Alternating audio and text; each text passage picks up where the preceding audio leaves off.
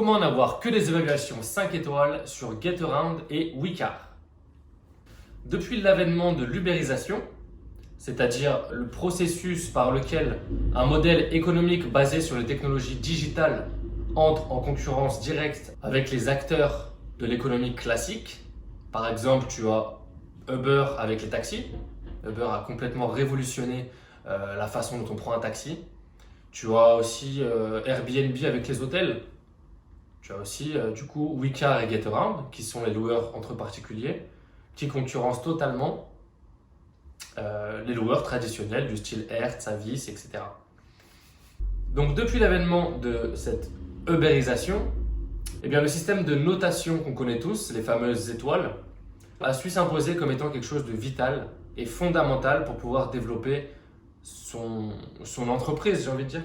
Un restaurant noté 1 sur 5 sur Google, c'est sa mort assurée. Un appartement avec 2 étoiles sur 5 sur Booking, il n'aura aucun visiteur. Jamais le propriétaire ne parviendra à le remplir.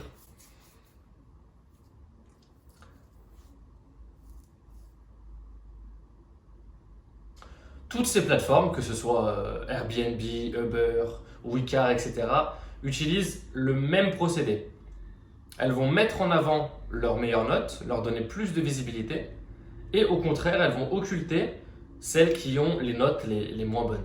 Elles vont les occulter, elles vont les relier aux dernières pages, ce qui fait que ce sera beaucoup plus difficile de les trouver par un utilisateur lambda, et donc forcément, elles auront beaucoup moins de visibilité. Donc ces plateformes, en fait, elles pénalisent durement les notes les moins bonnes et elles avantagent les meilleures notes, tout simplement. Et elles fonctionnent toutes sur les mêmes principes. Donc si tu veux réussir sur ces plateformes-là, il n'y a pas 12 000 solutions. Il te faut absolument des 5 étoiles. Personnellement, depuis que je suis sur GetAround, j'affiche 100% de 5 étoiles avec plus de... Là, on doit être à 25 réservations. Donc sur 25 réservations, j'affiche 100% de 5 étoiles. Dans cette vidéo, je vais te donner 3 astuces pour en faire autant et conserver des 5 étoiles. Allez, c'est parti pour l'astuce numéro 1. Let's go!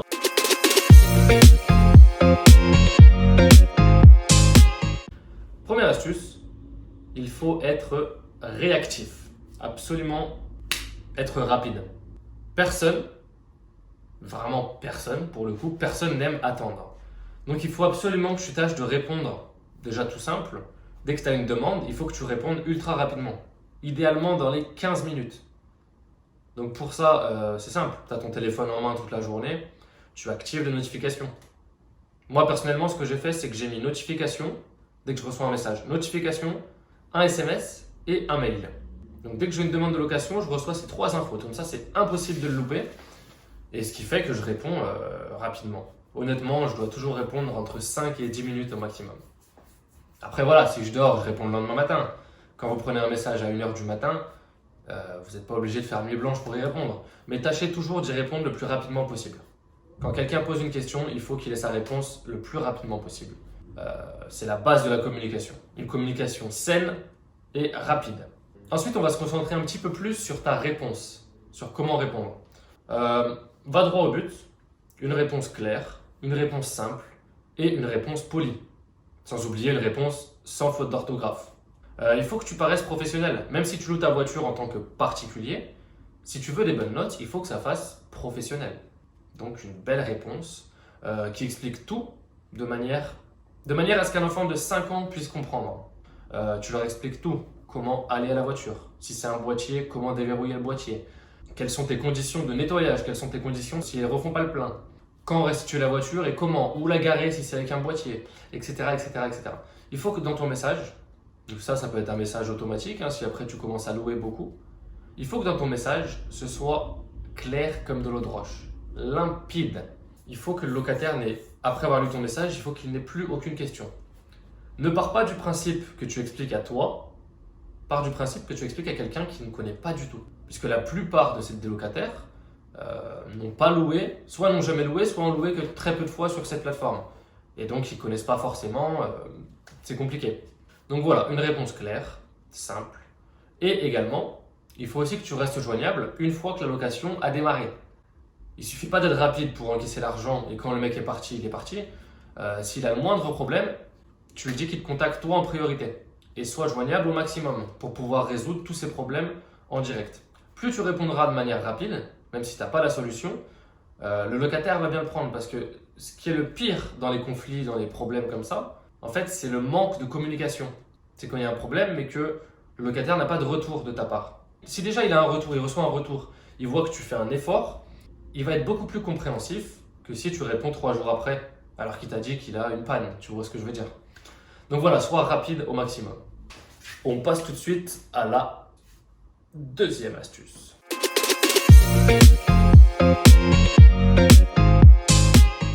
Je t'ai parlé tout à l'heure d'être rapide. Maintenant, il va falloir être clair. Être très clair dans les explications, que ce soit carré. Que la personne ait tout compris avant de partir. Puisque très souvent, quand on se prend des mauvaises notes, c'est souvent à cause de surprises. Un nettoyage facturé, des kilomètres en plus qui n'avaient pas été prévus, des frais pour l'essence. C'est plein de surprises qui n'ont pas forcément été prévues au départ. Donc, ce qu'il faut que tu fasses, c'est tout expliquer au départ. Si tu as un boîtier, tu envoies un message copier-coller à tous tes locataires, un long message où tu expliques tout. Si tu n'as pas de boîtier que tu remets les clés, alors c'est encore mieux, tu peux l'expliquer en direct. Et donc, voir avec ton locataire s'il a compris, s'il n'a pas compris, tu lui réexpliques. Mais concrètement, ce qu'il va falloir que tu lui expliques, déjà, tu vas faire les vérifications obligatoires. Est-ce qu'il y a tous les papiers? Déjà, bien sûr, tu fais les vérifications obligatoires. Vérifier les papiers du locataire, ça, sois intransigeant. S'il manque un papier, si la carte n'est pas au bon nom, s'il n'a pas son permis avec lui, tu ne loues pas. Ne pense pas à l'argent immédiat, mais pense à toi. Reste dans les clous. Ok? Donc, vérification obligatoire, tu vérifies les papiers. Tu fais l'état des lieux du véhicule avec le locataire. Donc, tu lui montres bien tout ce que toi, tu as déjà. Tu prends les photos, etc. Ça, c'est la base, c'est ce qui est obligatoire. Maintenant, je vais te parler d'en faire un peu plus. Déjà, ce que tu fais, tu lui poses la question, combien de kilomètres vous avez prévu de faire à peu près? Et déjà, tu vois si ça colle avec ce que la personne a réservé. Si vous êtes à Marseille, elle te dit je veux faire un aller-retour à Paris et que la personne a 400 bornes d'inclus, il y a quelque chose qui ne va pas coller, forcément. Elle va se taper 800 bornes supplémentaires. Alors 800 bornes à, je sais pas, à 20 centimes le kilomètre, 80, elle va se prendre 160 € de supplément. Alors pour toi, il n'y a pas de souci, mais elle, quand elle va revenir, si elle n'avait pas capté tout ça, elle va être super choquée. Jamais tu vas te prendre un 5 étoiles en lui facturant 160 € de kilomètres supplémentaires. Ça ne marche pas. Alors que si dès le départ, tu vois qu'elle n'a pas pris assez de kilomètres, tu lui expliques, tu lui dis attention, si vous faites cette route, ça va vous coûter 160 € de plus. Ou sinon, reprenez des kilomètres par exemple, ou gardez la voiture plus longtemps. Mais vraiment, vois avec elle dès le départ. Ok? Comme ça, pas de surprise. Elle est au courant. Si elle dépasse, elle sait déjà en avance. Son cerveau l'a déjà conditionné à payer les 160. Quand tu vas lui facturer, ce sera normal. Elle y aura été préparée. Donc, pas de surprise. Donc, elle ne te mettra pas de mauvaises notes. Ensuite, après le kilométrage, tu vas bien lui expliquer le nettoyage. Normalement, ta voiture, tu dois la louer propre. Ça, j'ai pas besoin de te le rappeler. Mais si tu veux des 5 étoiles, c'est une des conditions sine qua non. Une voiture propre, qui ne sent pas mauvais, en bon état de fonctionnement, bien entendu. Ça, je te le rappelle, mais je ne devrais même pas te le rappeler. Donc, tu lui loues ta voiture propre. Tu lui dis, la voiture est comme ça. Si vous la rendez sale, il y aura une facturation de, je sais pas, 15-20 € de frais de nettoyage. Ok? Ça, tu lui dis. Tu lui expliques l'essence. Là, la voiture, elle est pleine. Si vous ne la rendez pas pleine, il y aura le montant de l'essence facturé plus 10-15 € de frais de remplissage. Ça, c'est toi qui décides. Mais tant que tu l'as vu avant, tu lui expliques, il n'y a pas de souci. Si au retour c'est le cas, elle payera, elle est au courant, elle le sait. Ok? Juste, il faut que les choses soient claires dès le départ. C'est ça la vraie règle. Tout régler au départ, comme ça, si après, elle ne rend pas la voiture propre, elle ne fait pas le plein, etc., la personne est au courant. Elle peut s'en prendre qu'à elle-même parce que toi, tu l'as prévenu au départ. Ok? Pour conclure cette deuxième étape, on va faire ça en une phrase. La règle d'or que tu dois retenir, c'est no surprise. La personne ne doit avoir aucune surprise au retour. Tout doit être prévu, planifié et enregistré dans son cerveau. Ok? Allez, on passe tout de suite au troisième et dernier point. Troisième point.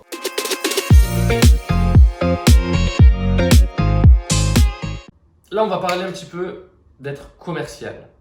commercial et compréhensif. De ne pas penser tout de suite à l'argent immédiat. Être commercial, pour moi, c'est ça. C'est parfois savoir faire un geste quand il le faut, quand tu as fauté, qui certes va t'enlever un petit peu de revenus sur le moment, mais qui sur le long terme va être gagnant, va être un choix gagnant. Je m'explique. Par exemple, tu arrives avec 20 minutes de retard pour remettre les clés à ton locataire. Je sais pas, tu étais dans les bouchons, tu t'es pas réveillé. Le locataire est en retard à son rendez-vous. Donc déjà, ça commence mal. Tu le laisses partir, etc. Et dans ce cas-là, avant qu'il parte, ce que tu peux lui proposer, c'est un geste. Par exemple, je m'excuse vraiment pour le retard. À la limite, nettoyez pas le véhicule au retour, je m'en charge, il n'y aura aucun frais, il n'y a pas de souci. Ou par exemple, si le gars va faire 100 bornes, je sais pas s'il va peut-être mettre 4-5 euros d'essence, tu lui dis écoutez, refaites pas le plein, il n'y a pas de souci, j'ai fait une erreur en arrivant en retard, pour me faire pardonner, ne remettez pas le plein, je vous le facturerai pas, il n'y a pas de problème. Ok, par exemple, tu vois, c'est un petit geste qui va pas te coûter grand chose, mais qui va te faire bien voir auprès du locataire, qui va le faire se sentir important. Important et surtout considéré. Et c'est ça qui est important, il faut qu'il soit respecté, les clients. Et je peux t'assurer que ces petits 5 euros que tu vas perdre sur le moment, ils vont complètement faire oublier au client ton retard du départ. Ok? Et grâce à ça, un client qui t'aurait mis une note dégueulasse, ou qui serait sûrement jamais revenu, il y a de grandes chances qu'il te mette un 5 étoiles, si tout le reste s'est bien passé, et qu'il revienne, et qu'il te reprenne des locations, etc. Dès qu'il revient dans ta ville, il te reprend la même voiture. Tu vois ce que je veux dire? Et donc grâce à ces petits 5 euros perdus, mais pour moi c'est même pas perdu en fait, c'est un investissement. Grâce à ces 5 euros que tu as investis, ça va te permettre d'avoir des meilleures notes, donc d'être mieux vu, donc d'avoir plus de locations, de fidéliser ta clientèle, etc. Tout ça pour 5 euros. J'espère que tu vois ce que je veux dire, mais c'est vraiment le côté du geste commercial. Si tu sens que tu as fait une petite erreur, n'hésite pas au retour à faire oublier ton erreur. Que ce soit par, je sais pas, ne pas remettre de carburant, ne pas nettoyer le véhicule, lui offrir les quelques kilomètres qu'il a dépassés. Enfin voilà, c'est à toi de voir. Calcule quand même. Il ne s'agit pas de lui offrir un plein complet pour une location à 10 euros, tu vois ce que je veux dire? On reste dans la mesure. Mais voilà, être commercial, c'est la base, c'est la base, c'est la base du service client. Si tu veux que tes clients reviennent, il faut que tu sois compréhensif. Oui, il y a des règles, mais il faut savoir les adapter à la situation. Un locataire te ramène la voiture en retard parce qu'il a eu un décès. C'est un exemple un peu extrême, je sais. Il te ramène la voiture en retard parce qu'il a eu un décès dans sa famille. Quelle réaction tu as? Je suis vraiment désolé monsieur, mais ça vous fera une journée supplémentaire. Bah non, tu vas pas lui dire ça, tu peux pas. Déjà, si tu as un cœur, tu peux pas dire ça. Tu lui offres la journée sup. C'est la moindre des choses. Et ce genre de choses, c'est vraiment ce qui va faire revenir tes locataires, les fidéliser et te prendre des super notes. Ok? Moi, c'est comme ça que j'ai sauvé plusieurs locations.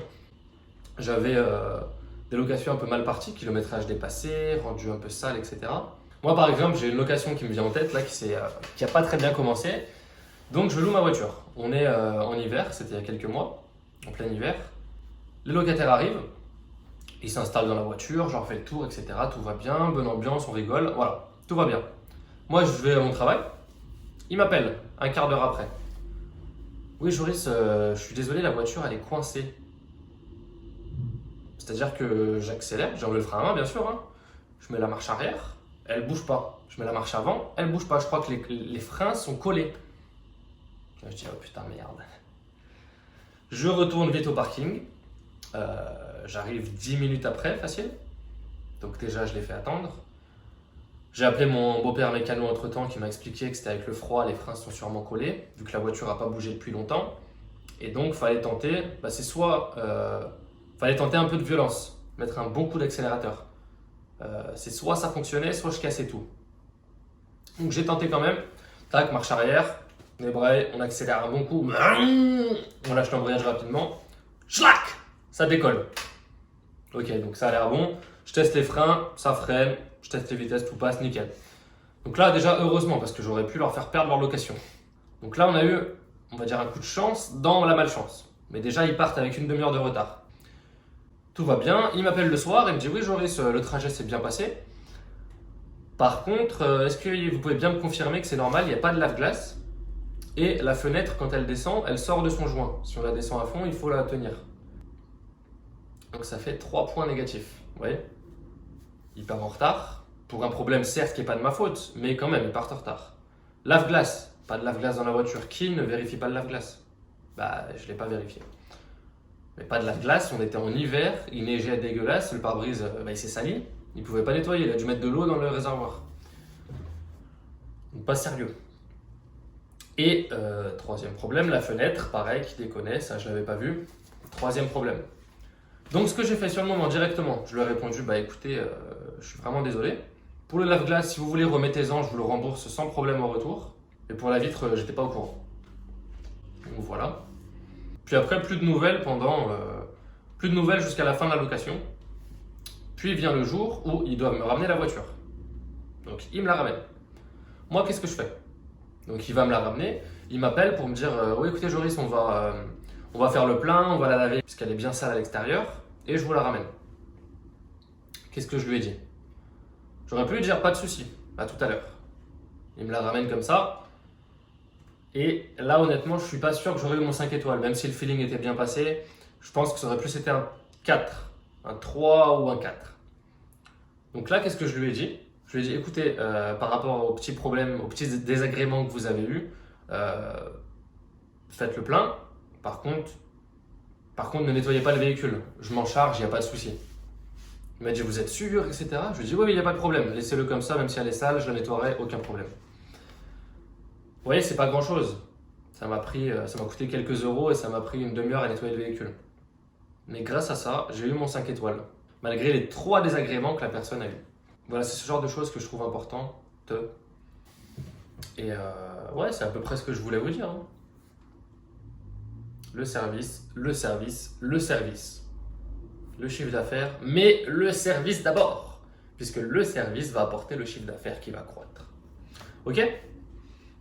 Voilà, donc pour conclure, si tu veux tes 5 étoiles, premièrement, un véhicule en bon état propre. Ok? Ça, c'est la base de la base. Ensuite, il faut être réactif. De la réactivité. Ensuite, de la clarté dans tes explications, pas de surprise. Et pour finir, le service. Être commercial, éventuellement faire un geste s'il faut faire un geste. Et avec toutes ces astuces, je t'assure que dans 98% des cas, tu auras tes 5 étoiles qui vont te permettre de progresser et de développer ton chiffre d'affaires. Si tu as besoin d'un accompagnement un peu plus personnalisé là-dessus, sache que j'en propose et je peux t'aider à développer tes locations, à développer tes notes, à avoir de meilleures notes, à développer ton chiffre d'affaires, etc. Alors n'hésite pas à me contacter pour avoir tous les détails. Je te dis à bientôt pour la prochaine vidéo. C'était Time to Live My Best Life. Ciao, ciao!